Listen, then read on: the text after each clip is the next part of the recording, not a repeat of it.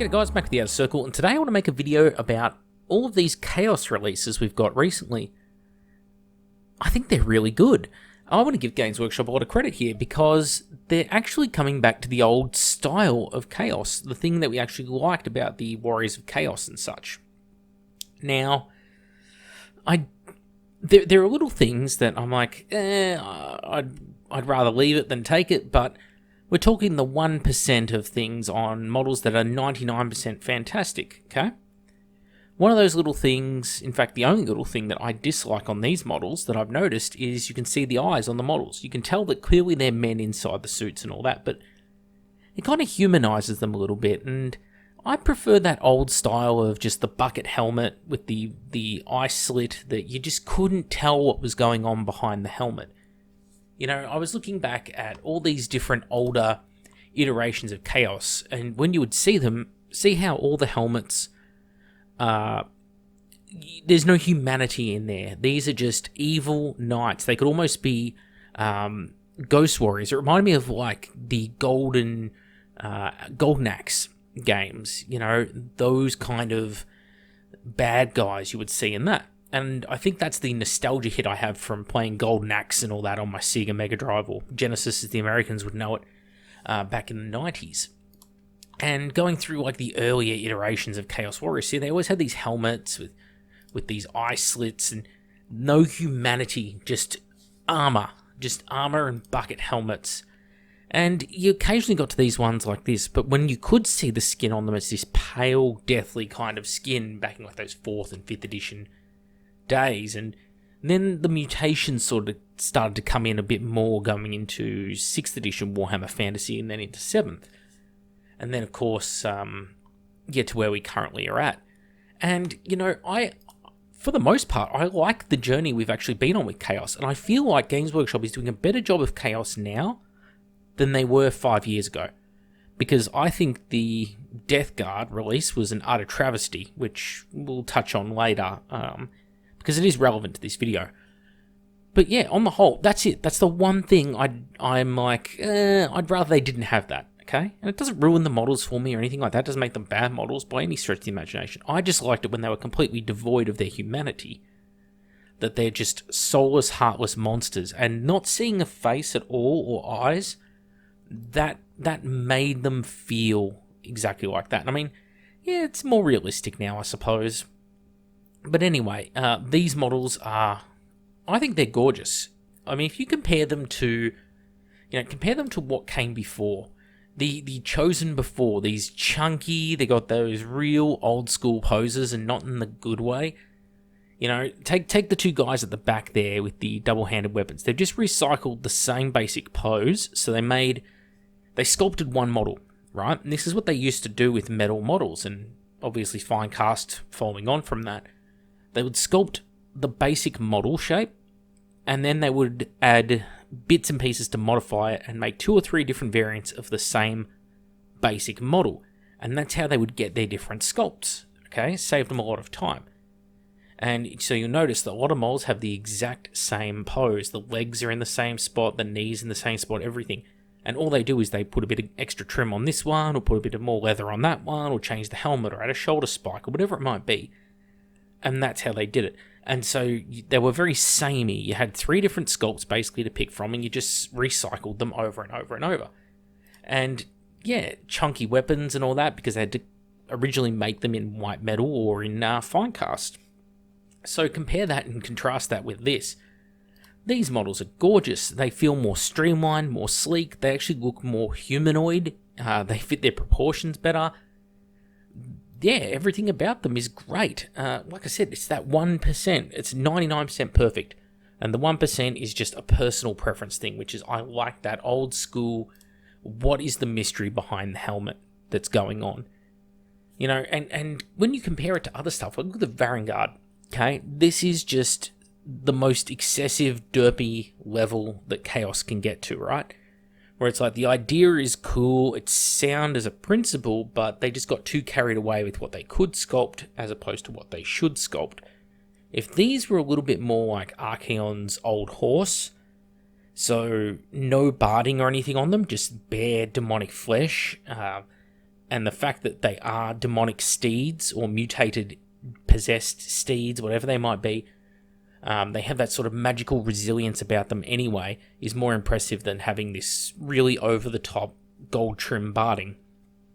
But you know, on the whole, all these releases look good and they feel like Chaos.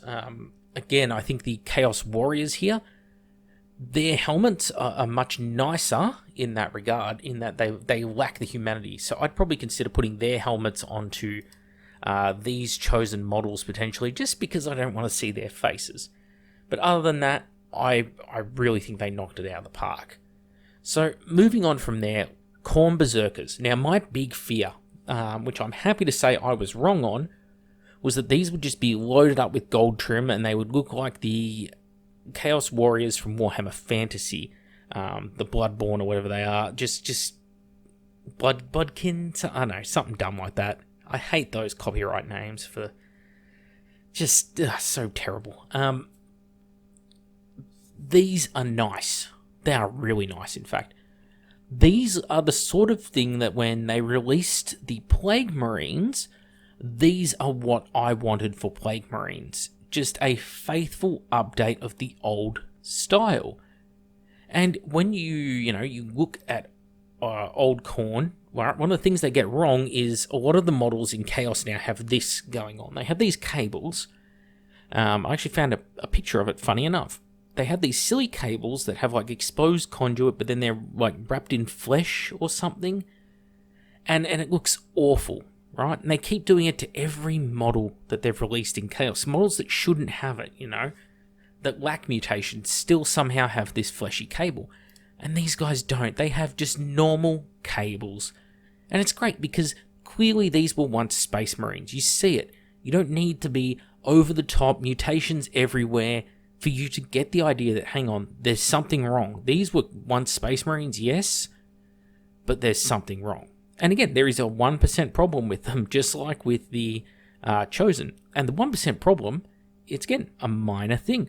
The chains of the weapons not wrapped around the wrists. Because that was always a big thing with Khorne Berserkers. They have the weapons are chained to them. So no matter what, they always have that weapon available. They can't drop it or anything like that. It's a little something I think Sigismund took up from the World Eaters. Could have been the other way around. But yeah, the models are gorgeous. They look appropriate. They have mutations, yes, but they're not turning into, I don't know, this guy has a bare head, right?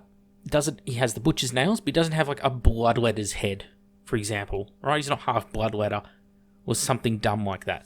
And you see it throughout these models. They feel like Chaos Space Marines, but there's no dumb mutations. They're just a faithful reimagining. Like, look at the old school Khorne Berserker here. This is basically what we got. Perfect. Just a modern update of that. Look at the artwork of the Khorne Berserkers. Just that bit of gold trim around the pauldrons and around the shins. That's it. Perfect. Plenty. All you needed. Even these old 3rd edition Chaos Space Marine artwork here of the Khorne Berserkers. Of the old box set. Perfect. That's all you ever needed. And I want to contrast that now with something like Nurgle and these silly, comical, I don't know if they're child-friendly, but just how over-the-top and stupid and bad all these mutations look. And when you compare it to the old Nurgle artwork, they just have normal power armor, basically, with big fat bellies because they're bloated with gas and they're corpse-like underneath from all the rotting, bloated corpses that they are. And the guts are hacked open, organs are spilling out of the injuries. But they don't have giant tentacles coming out of everywhere and random mouths on them, and they're not covered in Nurglings. I mean, Nurglings pop up, but even here, the Nurglings are menacing in there. The Nurglings may be happy, but they're menacing. Okay? And this one does have a sort of tendril, and it's coming out the barrel of the gun, which is kind of disturbing, but the guy himself is not that weird, and this is definitely one of the more weird Plague Marine bits of artwork. And again, you contrast that with what you actually got in your Plague Marines, and they're just bad. Okay, and I will die on that hill. If you like them, that's fine. I'm not telling you what you can't like. I'm just saying what I don't like. and I don't like these. But I absolutely love these. These are a faithful reimagining of the old sculpts, and that's all anyone ever wanted. And I kind of wish they did the same thing. In fact, I don't kind of wish, I do wish they did the same thing with the Primaris Marines. Instead of making a whole new type of Space Marine, just update the old sculpts. You could bring out a new armor, you could change up the scale a little bit, do something with it. You know, this is that done right. And I have to give Games Workshop just full props for doing a good thing here, for getting it right with these kits. They look fantastic to me. And the last one to touch on is we got a new Horus the War Master. This is the Horus Ascendant model. So this is as he's fallen to Chaos. What is bad about it? I'd say there's one thing I dislike on the model. Again, we're talking 99% great, 1%, I don't like the Skrillex head on the waist. Just, it's the hair. Just doesn't look right. Something about the sculpting of it, I'm not sure what it is. If it was just a bare head or something hanging off the waist, that would probably look a little bit better. But that's it. For Horus himself, looks absolutely perfect to me. Looks great. The base, though, I would have loved to have seen the old, like, Vengeful Spirit stairs or something, right? Like, this old artwork, you know, the marbled stairs, the Sanguinius corpse, or this more new artwork where, again, you got those same type of stairs and stuff, with Sanguinius corpse, funny enough, or this old original diorama, which we all know and love from the 1990s. If they had Horus on a base that was more like this, it would have also made the perfect base for a him versus the Emperor duel. I don't like this base. It feels like it's trying too hard to be edgy and grimdark. And I get, like, I don't know, maybe something like Terminator 2, right? The skulls and skeletons all over the ground. In the post-apocalypse, yeah, that works in Terminator 2 because the nuclear war happened and then decades have passed. But here, Horus is, you presume, in the middle of the battle, so why are there all these nice, clean corpses that have all, you know, they've nicely rotted away and they have no skin, muscle, or fluids left? It doesn't look right. It doesn't look right to your eye. And I think the old base was much better for telling the story because Horus could go one of either way on the old base. He could either be standing triumphant amongst the damaged ruins of the Imperium as a hero of the Imperium, pointing forward to the future, stepping up on the rising eagle. Or he could be Horus standing over the crumbling ruins of the Imperium, standing on the fallen eagle. It could go either way with it. It's got this sort of beautiful ambiguity about it. And you could make arguments that, you know, it's harder to tie that base in because it's a sort of city fight themed base, so therefore you have to mount all the models in your army on a similar base. Sure. But same goes here. Horus on that silly, over-the-top skull base, I don't really like it at all. Horus, the Ascendant model, beautiful. Absolutely love it. But the base is, ugh.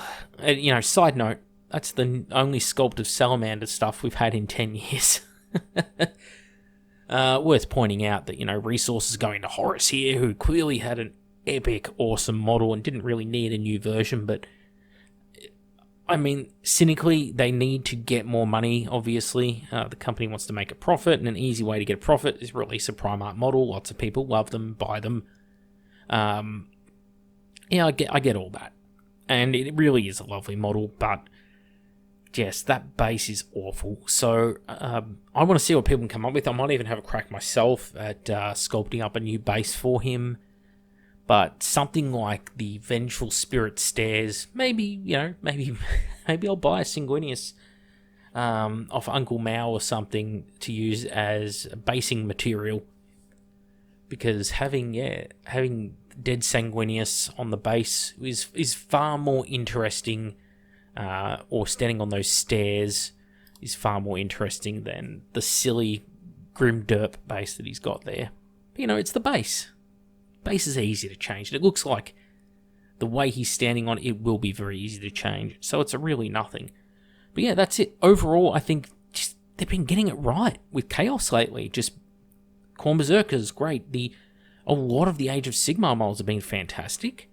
The only model that I think is a little bit questionable of late was the Meth Demon Prince, which is not terrible. It's just the different god heads could be a bit better. You know, yeah, I just wanted to give him a well done. Anyway, that's it. Mac with the Outer Circle. Hope you enjoyed the episode, and I'll see you all on the next one.